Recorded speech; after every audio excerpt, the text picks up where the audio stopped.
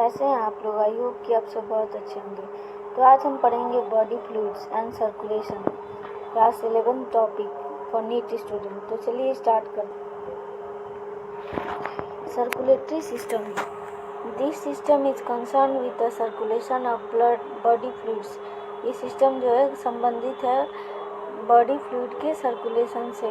To distribute various substance, जो कि distribute करता है बहुत सारे सबस्टांस को टू वेरियस बॉडी पार्ट्स, बहुत सारे बॉडी पार्ट्स के लिए। The circulatory system is also known as cardiovascular system. Circulatory system को कार्डियोवैस्कुलर सिस्टम कहते हैं। And it is an organ system, यह एक ऑर्गन सिस्टम है that allow blood to circulate, जो अलाउ करता है ब्लड को सर्कुलेट करने में। एंड ट्रांसपोर्ट न्यूट्रिएंट्स, न्यूट्रिएंट्स का ट्रांसपोर्ट करता है, such as electrolytes and amino acids, oxygen, carbon dioxide, hormones and blood cells. These are circulated to and from sales, ये सर्कुलेटेड होते हैं सेल्स के द्वारा इन द बॉडी, बॉडी में और नरिश करते हैं। The component of the human circulatory system include the heart, blood, red and white blood cells, platelets and the lymphatic system. जो कंपोनेंट होता है ब्लड सर्कुलेटरी सिस्टम का, उसमें इंक्लूड होता है heart, blood, red and white blood cells, platelets और lymphatic system. Circulatory system का diagram दिया हुआ है, अच्छे से रीड आउट कर लेना बच्चों। Functions of circulatory system, circulatory system के फंक्शन, ये ट्रांसपोर्ट न्यूट्रिएंट्स, ये न्यूट्रिशन का ट्रांसपोर्ट करता है न्यूट्रिएंट्स का from their sites of absorption to different tissues, जहाँ पे इसका एब्जॉर्प्शन का साइट है वहाँ से लेकर के डिफरेंट टिश्यू तक। And organ for storage, oxidation और सिंथेसिस ऑफ टिश्यू कंपोनेंट्स, और ऑर्गन जहाँ पे स्टोरेज होता है, ऑक्सीडेशन होता है, सिंथेसिस होता है टिश्यू कंपोनेंट का। It also carries waste product of metabolism from different tissues, और कैरी करता है वेस्ट प्रोडक्ट ऑफ मेटाबॉलिज्म का डिफरेंट टिश्यू से टू द ऑर्गन, ऑर्गन तक। Main for their excretion from the body, और उनका एक्सक्रीशन होता है बॉडी से। And it transports respiratory gases between the respiratory organ and the tissue, tissue और respiratory organ के बीच में रेस्पिरेटरी गैसेस का ट्रांसपोर्ट करता है। It carries metabolic intermediates, carry करता है मेटाबॉलिक इंटरमीडिएट को from one tissue to another, एक टिश्यू से दूसरे टिश्यू की ओर, फॉर दियर फर्दर मेटाबॉलिज्म के लिए। For example, blood carries lactic acid from muscle to liver for its oxidation, oxidation के लिए मसल से लेकर लीवर की ओर ब्लड कैरी करता है लैक्टिक एसिड का। It also transport informational molecules such as hormones from their sites of origin to the tissue, और transport करता है इंफॉर्मेशनल मॉलिक्यूल को, जैसे कि हार्मोन है और उनके साइट ऑफ ओरिजिन से टिश्यू के। It uniformly distributes water, water को डिस्ट्रीब्यूट करता है यूनिफॉर्मली H+ आयन को, केमिकल सबस्टांस को all over the body, body के सारे पार्ट्स में। Types of blood circulation in human, human में ब्लड सर्कुलेशन का type. The physiology of blood circulation was first described by William Harvey in 1628। 1628 में sir William Harvey के द्वारा blood circulation का physiology को डिस्क्राइब किया गया था। And the blood circulation in our body is divisible into 3 circuits, जो blood circulation हमारे बॉडी में 3 सर्किट्स में डिवाइसिबल है।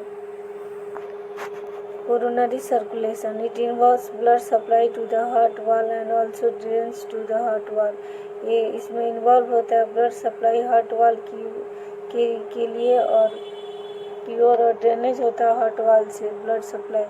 And coronary arteries, one pair arising from the aortic arc just above the semilunar wall, मतलब ये वन पेयर होता है और अराइज होता है एओर्टिक आर्ट से और जस्ट ये सेमीलूनर वॉल्व के जस्ट ऊपर ही होता है coronary arteries. And they break up into capillaries to supply oxygenated blood to the heart wall, और ब्रेकअप होते हैं कैपिलरीज में, सप्लाई करते हैं ऑक्सीजनेटेड ब्लड को हार्ट वॉल की ओर।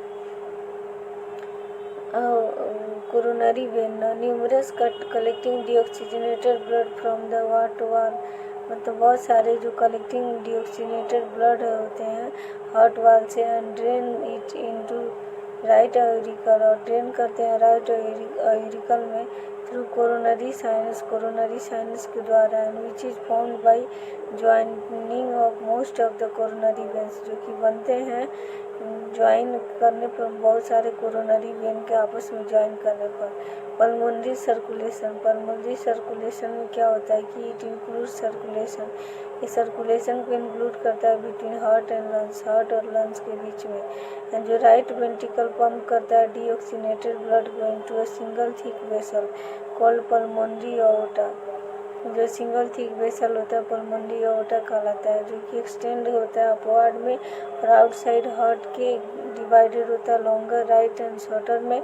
लेफ्ट पल्मोनरी आर्टरी जो रन करता है इरेस्पेक्टिव ऑफ लंग्स में, और जहाँ पर ऑक्सीजनेशन होता है ब्लड का ऑक्सीजनेशन टेक्स प्लेस होता है। Systemic circulation in the circulation of blood, मतलब इस सर्कुलेशन ऑफ ब्लड में अकर होता है बिटवीन हार्ट और बॉडी ऑर्गन के बीच में। जो लेफ्ट वेंट्रिकल पंप करता है डीऑक्सीजनेटेड ब्लड को सिस्टमिक आर्क से और सप्लाई करता है बॉडी ऑर्गन को, और अदर देन लंग्स के अलावा through a number of arteries के द्वारा। ब्लड क्या है, कनेक्टिव टिश्यू है, जो कि बना होता है मैट्रिक्स से, प्लाज्मा से और फॉर्म्ड एलिमेंट से।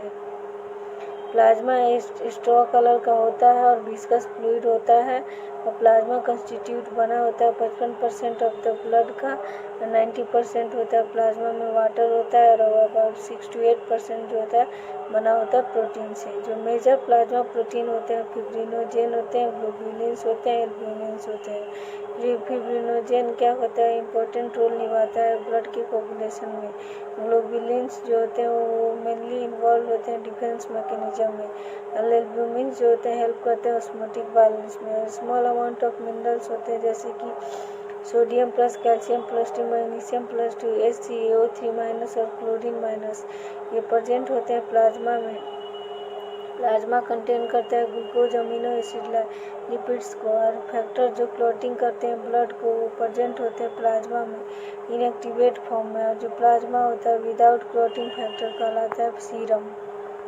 लिकोसाइट्स और वाइट ब्लड सेल्स जो WBC कहते हैं, तो वाइट ब्लड सेल्स जो होते हैं न्यूक्लिएटेड होते हैं, रिलेटिवली कम होते हैं नंबर में RBC के कंपैरिजन में, और हेल्दी एडल्ट में 6000 से 8000 WBC प्रेजेंट होता है पर cubic mm of blood. Leucocyte generally short lived होते हैं, और ये मेन कैटेगरीज होता है WBC का ग्रेनुलोसाइट और एग्रेनुलोसाइट। ग्रेनुलोसाइट में न्यूट्रोफिल होते हैं, इस्नोफिल होते हैं और बेसोफिल्स होते हैं। एक ग्रेनुलोसाइट्स में लिम्फोसाइट्स होते हैं, मोनोसाइट्स होते हैं। न्यूट्रोफिल्स क्या होता है कि सबसे ज़्यादा मोस्ट अबंडेंट सेल्स होता है WBC के बीच में, और कंप्राइज करता है 67-65% WBC का न्यूट्रोफिल्स होता है। मोनोसाइट जो होता है 6 to 8% होता है WBC का। न्यूट्रोफिल्स और मोनोसाइट्स जो होते हैं फैगोसाइटिक सेल्स होते हैं। बेसोफिल्स जो होता है सीक्रेट करता है हिस्टामाइन को, सेरोटोनिन को, हिपैरिन को एक्सेट्रा, और इन्वॉल्व होते हैं इन्फ्लामेटरी रिएक्शन में। इस्नोफिल्स बने होते हैं WBC के 2 से 3 पार्ट में, और ये रिएक्ट करते हैं इन्फेक्शंस में और एसोसिएटेड होते हैं एलर्जिक रिएक्शन से।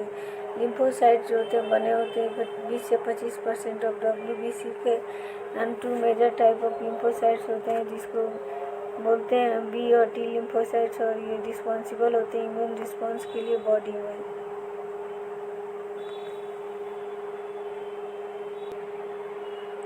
प्लेटलेट जो होते हैं वो थ्रोम्बोसाइट्स कहलाते हैं, और ये फ्रेगमेंट्स में प्रोड्यूस होते हैं मेगा कैरियोसाइट्स से। जो मेगा कैरियोसाइट्स होता है वो स्पेशल सेल होता है बोन मैरो का, और usually 1 cubic mm of blood contain करता है 1.5 लाख से 3.5 लाख प्लेटलेट।